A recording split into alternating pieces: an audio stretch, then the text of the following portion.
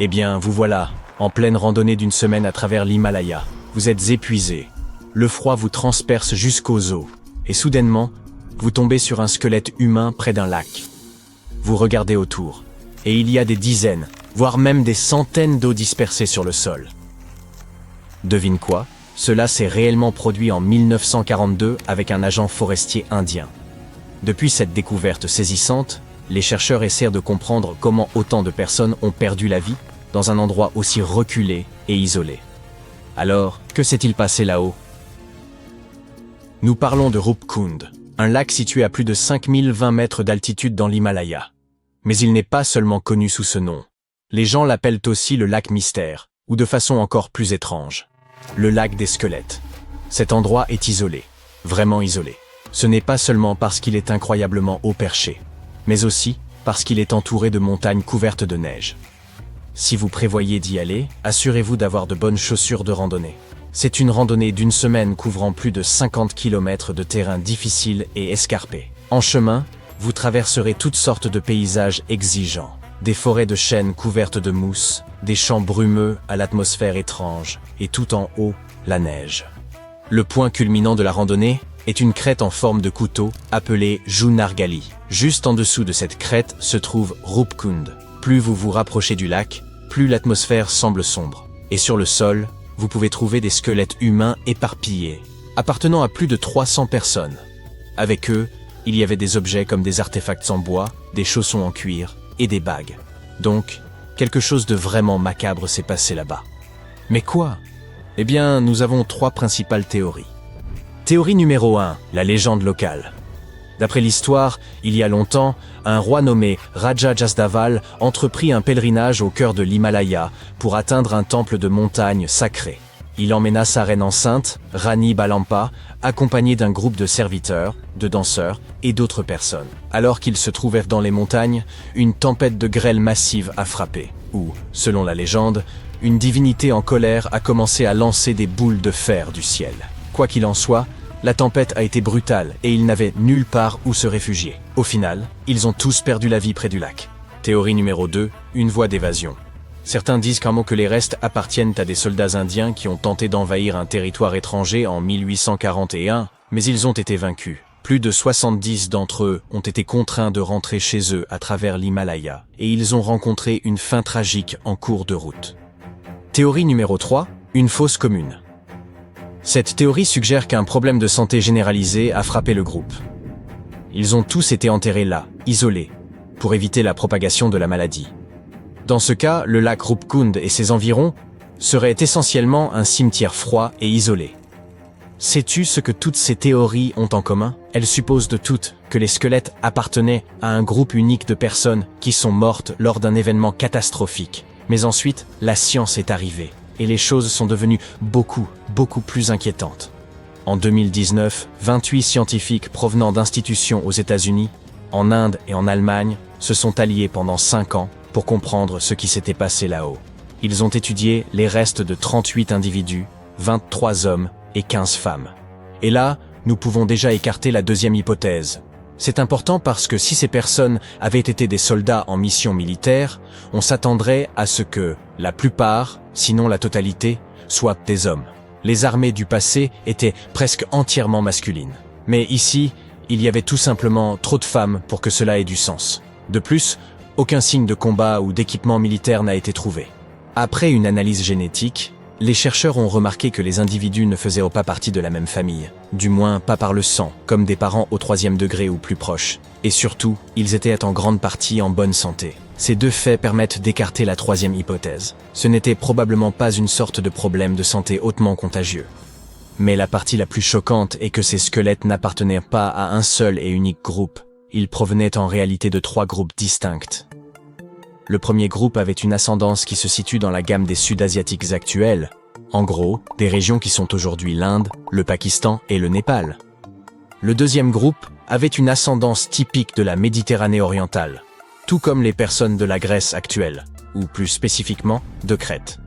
Et ils ont également identifié un individu avec une ascendance liée à l'Asie du Sud-Est. La datation montre également que ces vestiges n'ont pas été déposés au même moment. En d'autres termes, les groupes 1 et 2 n'ont pas vécu à la même période. Leurs décès se sont en réalité étalés sur une période allant jusqu'à 1 millier d'années. Oh, génial. Maintenant, la première théorie est également écartée. Après tout, les études peuvent confirmer que ces personnes sont décédées dans au moins 2 événements tragiques distincts. Selon les chercheurs, il existe une piste possible sur l'origine d'au moins certaines des personnes d'ascendance sud-asiatique ou sur les raisons de leur présence là-bas en premier lieu. Le lac de Rupkund ne fait pas partie d'une grande route commerciale ni de rien de tel. Mais il se trouve sur le chemin d'un pèlerinage appelé le Nanda Devi Raj Jat. Cela se déroule encore aujourd'hui, tous les 12 ans, où des gens traversent les montagnes pour adorer et célébrer.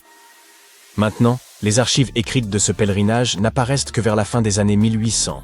Mais il y a des inscriptions dans les temples voisins qui remontent à bien plus loin, comme au 8e ou 10e siècle. Ainsi, il est possible que la tradition ait commencé bien plus tôt. Et peut-être que certaines de ces personnes sont décédées lors de l'un de ces premiers pèlerinages, en raison d'une forte tempête ou d'une autre catastrophe naturelle. D'accord. Mais comment expliquer le groupe qui venait de Grèce? Eh bien, c'est assurément plus déroutant. Tout d'abord, car il n'existe pas de documents historiques ou de preuves pour expliquer qui étaient ces personnes ou ce qu'elles faisaient dans les contrées reculées de l'Himalaya.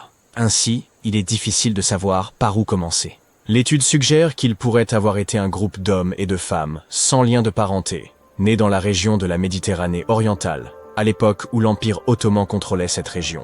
Les preuves suggèrent qu'ils avaient un régime principalement basé sur des aliments terrestres, pas les fruits de mer que l'on pourrait attendre de personnes vivant près de la côte. Ainsi, il est possible qu'ils aient vécu à l'intérieur des terres et qu'ils se soient retrouvés dans l'Himalaya, peut-être en voyageant pour des raisons que les chercheurs ne peuvent pas encore pleinement expliquer. La meilleure hypothèse est qu'ils participaient également à un pèlerinage. Mais honnêtement, il semble assez peu probable que des personnes d'Europe aient voyagé jusqu'à Rupkund uniquement pour cela. Et supposons qu'ils l'aient fait. Qu'est-ce qui leur est exactement arrivé? Je veux dire, comment ont-ils tous pu mourir exactement au même endroit? Eh bien, les chercheurs ne peuvent toujours pas le dire avec certitude, mais les gens en ligne adorent spéculer. Tu crois? Certains suggèrent qu'ils sont tombés de la crête de Junargali. Ou, comme ils se trouvaient à une altitude si élevée, peut-être sont-ils décédés d'un mal aigu des montagnes. Là-haut, les niveaux d'oxygène sont beaucoup plus bas, ce qui peut entraîner des symptômes tels que des maux de tête, des vomissements et des vertiges. Le problème, c'est que cela peut rapidement s'aggraver, et si cela affecte vos poumons et votre cerveau, cela peut devenir mortel. Donc, oui, cela aurait pu arriver, mais c'est quand même étrange de penser que cela est arrivé à tant de personnes en même temps. Nous avons certainement encore besoin de beaucoup plus de réponses en ce qui concerne Rupkund. Mais l'un des obstacles auxquels les chercheurs sont confrontés est que le site reste très perturbé et non préservé.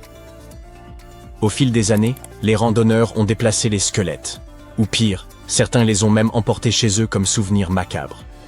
Mais plus nous interférons avec ces restes, plus il devient difficile de trouver une réponse précise à l'avenir, peu importe les avancées de la science. Donc, pour l'instant, le lac mystère restera exactement cela, un grand mystère. Les gens de l'âge de pierre étaient quand les hommes des cavernes qui grognaient, armés de lances. Vrai ou faux? Absolument faux. Ils vivaient ensemble et formaient une véritable culture, d'après ce que nous avons découvert. En Turquie, des scientifiques ont découvert un mystère vieux de 12 000 ans et il est en train de bouleverser notre histoire. Il s'agit d'un calendrier cosmique très complexe, constitué de temples de pierre géants qui seraient, selon certains, une espèce d'avertissement des étoiles. Je veux parler de Göbekli Tepe. Ce site préhistorique est antérieur à Stonehenge, le très célèbre cercle de pierre, de 6000 ans. Et il bouleverse notre compréhension de l'émergence et de la prospérité des civilisations de l'âge de pierre. Voici comment cette découverte pourrait modifier notre histoire collective. Vers 10 850 avant notre ère, une énorme comète, ou plutôt un groupe de fragments de comètes, s'est écrasé sur Terre. Le ciel s'est assombri, la température a chuté, les gros animaux ont disparu, et cela a déclenché une mini-période glaciaire qui a duré plus de 1200 ans. Ce qui est maintenant un site portant le nom de Göbekli Tepe était autrefois le foyer d'un groupe d'humains ayant survécu à cet événement catastrophique. Après le désastre, ils ont commencé à prêter une très grande attention au ciel au-dessus d'eux. Dans le but de mieux contrôler le temps, ils ont suivi les mouvements du Soleil, de la Lune, des planètes et des comètes. Cela les a ensuite conduits à construire un énorme calendrier lunisolaire, le premier au monde.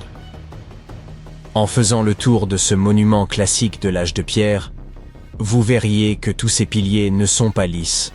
Certains d'entre eux ont des gravures, comme celui-ci, le principal, qui porte un tas de V dessus. Il y a 365 V, et les scientifiques pensent qu'ils représentent les jours de l'année solaire. L'un d'eux, un V suspendu au cou d'un oiseau, est censé marquer une éclipse solaire. D'autres piliers présentent des animaux dangereux, des renards, des lions, des scorpions, des vautours, qui se tordent et rampent sur les côtés. Contrairement aux sculptures typiques de l'âge de pierre, celles-ci ne représentent pas des animaux comestibles, comme des cerfs ou des moutons. Selon une théorie, ces dessins étaient symboliques. Certains archéologues pensent qu'ils reflètent les peurs et le chaos qui pesaient sur l'esprit des habitants. Une sorte de tentative pour donner collectivement un sens à un monde terrifiant et imprévisible. L'archéologue Daniel Storder a mis en évidence les vautours, affirmant qu'ils représentent les personnes décédées. Dans certaines cultures anciennes, on croyait que les vautours transportaient les âmes des défunts vers l'au-delà. Elle a relevé des symboles similaires sur d'autres sites anciens de la région. Pour comprendre de quelle manière tout cela est significatif, nous devons plonger plus profondément dans notre enquête sur la fonction réelle de ce site. Göbekli Tepe a été découvert en 1994 par l'archéologue allemand Klaus Schmidt, lorsqu'il a réalisé que cette colline du sud-est de la Turquie n'était pas un simple tumulus néolithique parmi d'autres. Juste au-dessous, son équipe a découvert d'énormes cercles de pierre, soutenus par des piliers pesant jusqu'à 20 tonnes. La datation par radiocarbone fait remonter la construction de ce site à environ 12 000 ans, ce qui en fait la plus ancienne structure cérémonielle jamais découverte. Pensez-y, elle précède les pyramides égyptiennes de plus de 7 000 ans. Cette découverte a fasciné le monde archéologique. À la fin de l'ère glaciaire, les humains étaient censés être des nomades, se nourrissant de plantes et d'animaux sauvages. Ils n'étaient pas censés construire des complexes sacrés, ni développer un art symbolique, et encore moins donner naissance à ce que nous appelons une civilisation. Nous pensons généralement que la civilisation commence avec l'agriculture, puis avec les villages, et ensuite les récoltes. Mais ce site suggère quelque chose de plus surprenant. Les premiers humains se seraient réunis non pas pour cultiver, mais pour vénérer. Schmidt n'a trouvé aucun signe de maison, de foyer, de colonie permanente. Il n'a trouvé que des objets rituels utilisés lors de cérémonies. Cela a conduit les chercheurs à se dire que la pratique spirituelle et communautaire a précédé l'agriculture. Pour construire quelque chose d'aussi grand, il fallait que des centaines de personnes travaillent de concert. Et pour cela, il fallait de la nourriture, une organisation, une structure sociale. En d'autres termes, d'abord, il y a eu le temple, ensuite le village, puis la ferme. Mais Göbekli Tepe ne suscite pas seulement ces débats par son ancienneté. La vraie raison, c'est qu'il est trop en avance sur son époque. Et c'est là que commencent à émerger les théories les plus controversées. Certains chercheurs pensent que les bâtisseurs de Göbekli Tepe n'étaient pas simplement des chasseurs-cueilleurs primitifs qui expérimentaient avec des outils en pierre. Il se peut qu'ils aient été les héritiers d'un savoir ancien, vestige d'une civilisation ayant prospéré avant la fin de la dernière période glaciaire. Cette idée est liée à l'hypothèse de l'impact cosmique du Dryas récent, une théorie selon laquelle une comète aurait frappé la Terre il y a environ 10 850 ans, provoquant un changement climatique soudain et catastrophique. Selon ce point de vue, les survivants de cet événement auraient retransmis leurs connaissances à travers le symbolisme, l'architecture et la tradition orale. Et Göbekli Tepe pourrait être l'une des premières tentatives pour préserver cette mémoire. Si cela est vrai, alors les gravures sur le site, en particulier les symboles d'animaux sur les piliers, ne sont pas seulement décoratifs. Il pourrait s'agir d'un code astronomique, une manière de suivre les constellations et les événements célestes. Mais un pilier pourrait détenir le plus grand secret de tous. On l'appelle la pierre du vautour. Et il fascine les archéologues. Vous y trouverez une étrange combinaison de figures. Un homme sans tête, des oiseaux et un scorpion. Pour un œil non averti, cela pourrait sembler manquer de sens. Mais certains chercheurs croient dis-moi que ce sont des représentations anciennes de constellations, comme celle du scorpion, et que l'homme sans tête symbolise un événement d'extinction massive. Certains soutiennent même qu'il s'agit du plus ancien témoignage connu de l'impact d'une comète, celui qui a déclenché le Dryas récent. Et si vous vous demandez de quelle ancienne civilisation perdue il s'agit, sachez qu'elle porte le nom d'Atlantide, ou de manière plus neutre, civilisation X. Des théoriciens comme Graham Hancock suggèrent que cette culture avancée, détruite dans le chaos de l'impact de la comète, a transmis des fragments de ses connaissances aux survivants dispersés à travers le monde. Dans ce cas, Göbekli Tepe ne fut pas le début de la civilisation, mais son redémarrage. Mais revenons à nos pierres. Le pilier 43 a l'air d'un calendrier céleste au premier abord. Mais lorsque les astronomes ont recréé les configurations célestes encodées dans ces sculptures, ils ont découvert un instantané précis du ciel remontant à plus de 13 000 ans. Il semble montrer une pluie de météores, une inondation, et la fin tragique de l'humanité, l'homme sans tête. Le serpent qui s'élève du sol pourrait même symboliser des vagues de marée ou une destruction venant des profondeurs. Mais l'histoire ne s'arrête pas là. Le pilier 56 semble représenter le même désastre, la terreur du ciel. Vous voyez des animaux qui fuient, des vagues, du feu tombant du ciel. Un tableau tout à fait saisissant d'une pluie de météores. Mais ce n'est pas tout. Alors que les piliers 43 et 56 semblent représenter les souvenirs d'une catastrophe passée, le pilier 18 pourrait, lui, être une prédiction. Cette pierre se concentre sur la constellation du Verseau. Si cela vous semble familier, c'est peut-être à cause de l'expression « l'ère du Verseau », qui est l'ère dans laquelle nous vivons actuellement. Certains passionnés vont jusqu'à penser qu'il s'agit d'un avertissement pour nous. Il indiquerait qu'une pluie de météorites similaires viendra frapper la Terre. Et donc vous, moi, nous tous. Voilà qui donne la chair de poule. Et c'est donc le genre de mystère qui rend Göbekli Tepe si captivant. Aujourd'hui, les archéologues savent que ce site faisait partie d'un complexe sacré bien plus vaste qui porte le nom de Taş Tepeler. Un réseau de sites anciens éparpillés à travers la région, chacun avec ses propres secrets et structures, mais reliés entre eux par des motifs communs. En 2019, des fouilles ont commencé sur un site jumeau situé à seulement 64 km de Göbekli Tepe et connu sous le nom de Karahan Tepe. Et voici la surprise. Certains chercheurs croient que Karahan Tepe pourrait être encore plus ancien. Contrairement à Göbekli Tepe, qui semble avoir été principalement cérémoniel, Karahan Tepe présente des signes de structures domestiques tels que des murs, des outils et peut-être même des habitations. Et cela change tout. Car que ces sites aient été l'œuvre de chasseurs-cueilleurs hautement sophistiqués ou de survivants portant les fragments d'une civilisation perdue d'avant l'âge de glace, une chose est claire, nos ancêtres ne faisaient pas que survivre. Ils planifiaient, réfléchissaient et prédisaient. Ils étaient bien plus capables, curieux et connectés à l'univers que nous ne le pensions jusqu'à maintenant.